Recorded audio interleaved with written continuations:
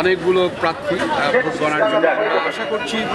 এই জায়গাটা খালি করে দেন প্লিজ। এই যে ভাই আপনার ওদিক থেকে সরে যান, ভাই ওদিক থেকে ভাই প্লিজ প্লিজ ভাই সব করে যান। বাংলাদেশে দুইটা ছবি মুক্তি পেয়েছে, অপরদিকে ভারতীয় ছবি মুক্তি পেয়েছে। এটা আপনারা এখন কিভাবে দেখতেছেন বা আপনাদের করণীয় কি? এটা আমরা যেটা দেখেছি, কলকাতার মুভিটা 80টা হলে রিলিজ হয়েছে এবং বাংলাদেশের প্রথম সায়েন্স ফিকশন চলচ্চিত্র যেটা পরবাসিনী সেটা 12টা হলে রিলিজ হয়েছে। আরেকটি সিনেমা 3টে হবে, আর একটি সিনেমা সেটা প্রত্যাহার করে নিয়েছে, তারা রিলিজ করতে পারেনি কলকাতার ছবির জন্য। এটা আমাদের জন্য শুভ না। আমরা এই জন্যই আজকে নির্বাচন হচ্ছে, পরবর্তীতে আরও নির্বাচন হবে, প্রযোজক সমিতি নির্বাচন হবে। সমস্ত নির্বাচনের মাধ্যমে এই সমস্ত বিষয়গুলো, এই সমস্ত অন্ধকারগুলো দূর করতে হবে।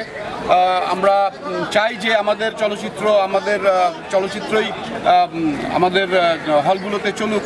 যেটা হয়েছে অত্যন্ত দুঃখজনক, সেখানে একটি ফিল্মি রাজনীতি ছিল, সেই রাজনীতির বিরুদ্ধে আমরা লড়াই করব। আমরা আশা করি যে আজকে যে নির্বাচন হচ্ছে, নির্বাচনের মাধ্যমে যে নেতৃত্ব বেরোয় আসবে, তারা এই সমস্ত অনিয়মের উপরে কাজ করবে, এই সমস্ত অনিয়মের বিরুদ্ধে কথা বলবে।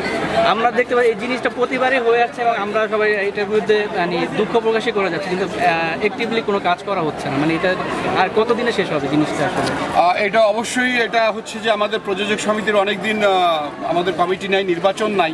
মাদার অর্গানাইজেশন প্রযোজক সমিতির নির্বাচন হওয়ার পরে আমরা মনে করি যে আর এই সমস্ত দুর্নীতি বা এই সমস্ত অনিয়ম থাকবে না। ধন্যবাদ।